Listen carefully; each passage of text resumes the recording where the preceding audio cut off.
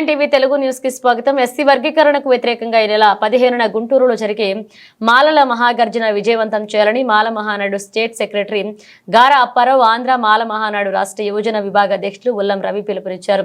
Gokavaram bus stand Ambedkar విగ్రహం వద్ద గురువారం జరిగిన కార్యక్రమంలో ఉల్లం రవి, గారా అప్పారావు మాట్లాడుతూ ఎస్సీ వర్గీకరణపై కేంద్ర ప్రభుత్వం ఆలోచన వెనక్కి తీసుకోవాలని డిమాండ్ చేశారు.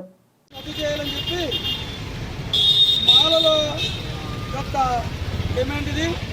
ఎందుకంటే గతంలో వచ్చినటువంటి జస్టిస్ పునయ్య కమిషన్ వ్యతిరేకంగా మన సుప్రీంకోర్టు ఈరోజు క్రిమియర్ని ఏర్పాటు చేసింది.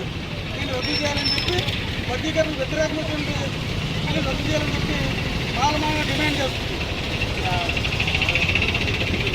రేపు 15వ తారీఖున ఆదివారం సాయంత్రం 4 గంటలకు గుంటూరులో వాళ్ళ మాలల బహిరంగ సభ జరుగుతుంది.